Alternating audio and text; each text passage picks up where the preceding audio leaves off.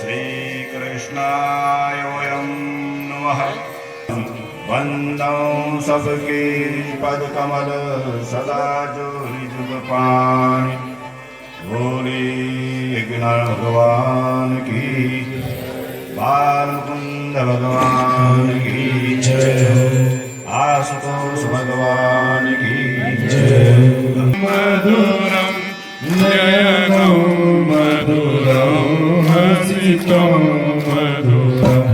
प्रार्थना करेंगे केवल उस परमात्मा से कि भगवान आप इतनी जिज्ञासा हमें देना कि हम आपकी कथा को कह सकें, सुन सकें, क्योंकि भगवान की जो आज तक जितने भी हमारे वेद, वेदांग, न्याय, उपनिषद, पुराण, उपपुराण जितने भी हुए, सबने अंत में कहा कि नेति नेति नेति, इतना ही नहीं, और कुछ हो सकता है भगवान के विषय में, उनके विषय में, और वो तो कुछ और हैं, उनका बखान नहीं किया जा सकता है मैं इस शरीर से। तो कम से कम एक भक्ति मुख्य उद्देश्य यहाँ पर सुखदेव जी का भी परीक्षित के अंदर सप्तम दिवस में समर्पण, पूरा संसार का जो एक आभास है उसको समाप्त करना है, और जो प्रभु की सत्ता है उसको एक भाषित करवाना है, अर्थात बिल्कुल प्रभुमय बनना है। तभी हमें उस परम पद की प्राप्ति होगी कि जहां से यद गत्वा न निवर्तन्ते तद धामम परमम मव्ययम्। वो धाम मेरा है कि जहां से फिर आवागमन का ही व्यवहार नहीं होता, क्योंकि दोनों चीजें दुख है, जन्म दुख है और फिर मृत्यु का भी दुख है। तो इस दुख से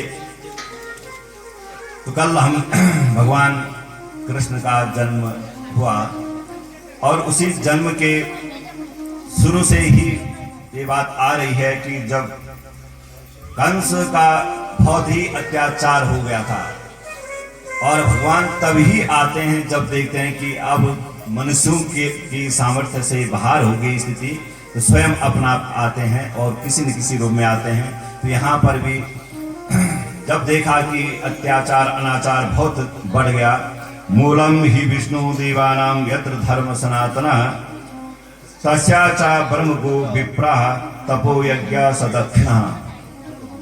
इन सब का विरोध होने लगा। मूलम ही विष्णु, कंस कह रहा है कि मूल तो विष्णु ही भगवान हैं, और उनके जो अनुयायी हैं गौ, विप्र, ब्राह्मण, इनको सताना शुरू कर दो। इसी अत्याचार को देख करके भगवान ने स्वयं वसुदेव और देवकी के यहाँ कल जन्म लिया, और जन्म भी कहाँ हुआ? कारागार में। वैसे भी शास्त्रों में दान की बड़ी व्याख्या की गई है कि अददाच दानात् भवे दरिद्रो दरिद्र भावाच्च करोति पापं पापा प्रभावा नरकं प्रयाति पुनर्दरिद्र पुनरेव पापी। अददाच मतलब जो दान नहीं देता वह दरिद्र भविता, अर्थात वो दरिद्र हो जाता है। लेकिन दान दे तो किसको दिया जाए? तो वहां पर ये व्यवस्था भी बनाई गई है कि सत्पात्र दाना च भवी धनाढ्यो धनाढ्य भावा च करोति पुण्यम पुण्य प्रभावा त्रिदिवं प्रयाति पुनर्धनाढ्य पुनरेव दाता। सत्पात्र क्रियते दानम, दान के लिए भी सत्पात्र होना चाहिए। पंचगव्य हमारे शरीर के अंदर जो पाप होते हैं उन सबको जला देता है, इसलिए पंचगव्य का प्राशन करना चाहिए।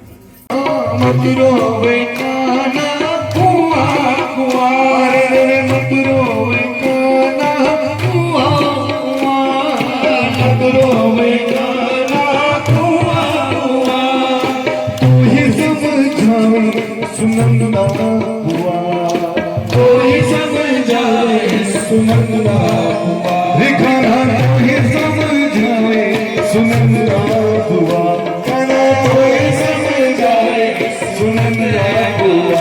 जियो श्याम लाला, जियो श्याम लाला, बीबी तेरी पगड़ी रंग काला। जियो श्याम लाला, हरि ओ बीबी तेरी पगड़ी रंग काला।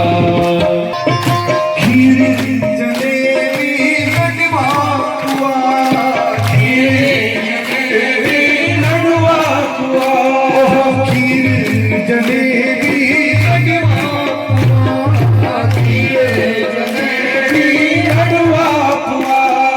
यशोमती घर आनंद हुआ, यशोमती घर आनंद हुआ, अरे यशोमती घर आनंद हुआ, यशोमती घर आनंद हुआ। जियो श्याम लाला, जियो श्याम लाला, बीबी तेरी पगड़ी रंग काला। जियो श्याम लाला, जियो श्याम लाला, बीबी तेरी पगड़ी रंग काला। जियो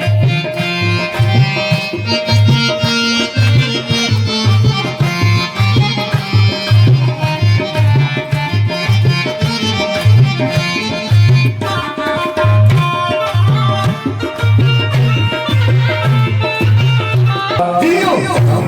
लाला, ओ जियो श्याम लाला, बीबी तेरी पगड़ी रंग काला। जियो श्याम लाला, जियो श्याम लाला, बीबी तेरी पगड़ी रंग काला। जियो श्याम लाला, ओ जियो श्याम लाला, बीबी तेरी पगड़ी रंग काला।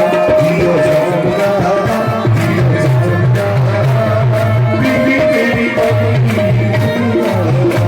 जियो श्याम लाला, जियो श्याम लाला, बीबी तेरी पगड़ी रंग काला। जियो श्याम लाला, जियो श्याम लाला, बीबी तेरी पगड़ी रंग काला। जियो श्याम लाला, जियो श्याम लाला, बीबी तेरी पगड़ी रंग काला। जियो श्याम लाला, जियो श्याम लाला, बीबी तेरी पगड़ी रंग काला। बोले बांके बिहारी लाल की।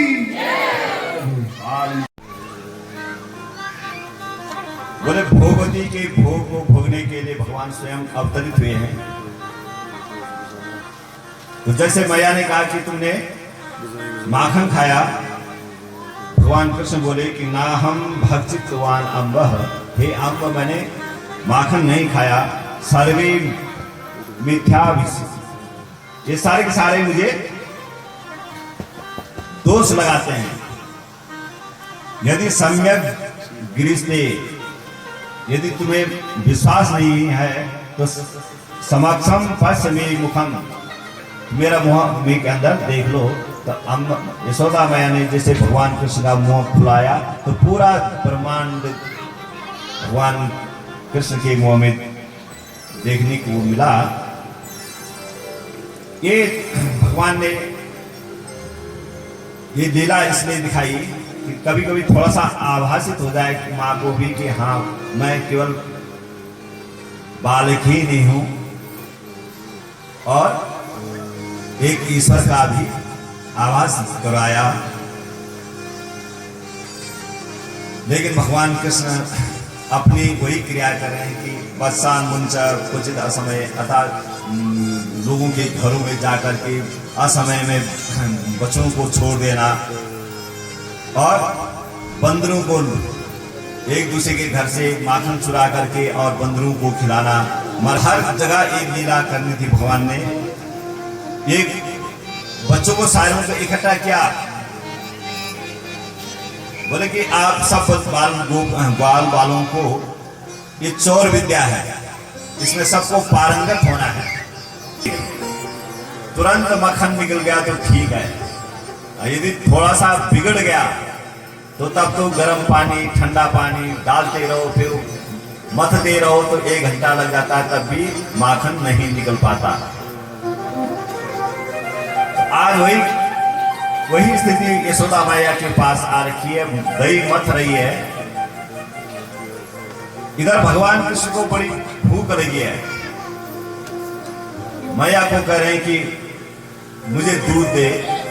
मैया कह रही कि पहले मुझे दही मथने दे, बस थोड़ा सा है, जैसे छोटा बालक रोता है मां के सामने। लेकिन जैसे ही भगवान कृष्ण ने नहीं माना और जोर जोर से रोने लगे, मैया ने जैसे ही भगवान कृष्ण को अपनी गोदी में लिया तो मानो कि यशोदा की समाधि जैसी लग गई। फिर भूल गई कि दही है कि बालक है कि, क्योंकि परम ब्रह्म को जब गोदी में लिया, उस परमात्मा को गोदी में लिया, तो उस परमात्मा के साक्षात एक अनुभूति भी, उस सुखानुभूति जिसमें कि स्वदेह का भी भान भूल गई यशोदा मैया। केवल उस परम ब्रह्म का चिंतन। अब ज्यादा ही ध्यान लग गया, भगवान ने कहा कि मुझे कुछ थोड़ा सा एक लीला करनी पड़ेगी, ऐसे में तो मां की समाधि लग जाएगी और फिर तो जो लीलाएं करनी है वो नहीं कर पाएंगे। एकदम हल्का सा अपनी माया से फिर वही ममता दिखाई। उधर चूल्हे में दूध रखा था, ये सब भगवान की ही प्रेरणा से सब कुछ हो रहा है। दूध में उबाल आने लगा। अब जैसे मां ने देखा कि दूध में उबाल, मतलब उसमें उफान आया, तो एकदम बच्चे को छोड़ दिया।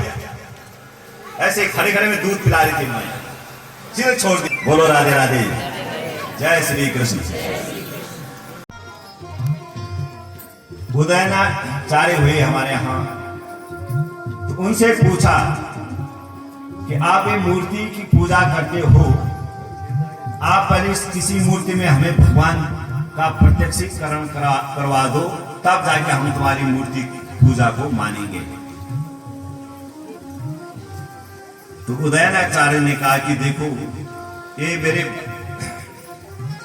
कटोरी में, उन्होंने एक चांदी की कटोरी रखी थी, उसमें शालिग्राम रखे थे, और उस शालिग्राम को उदयनाचार्य ने कहा कि मैं इनको प्रतिदिन नलाता हूं और इनकी पूजा करता हूं, इनको खिलाता भी हूं। तो बौद्धाचार्य अपना आप में तो बहुत जानकार थे, थोड़ा सा सिद्धियों को जानते थे, क्योंकि इसीलिए वो उदयनाचार्य की परीक्षा लेना चाहते थे। तो कई दिनों तक तो पहले उनका आपस में शास्त्रार्थ होता रहा है इसी चीज पे कि आस्ति ईश्वरा कि नास्ति ईश्वरा।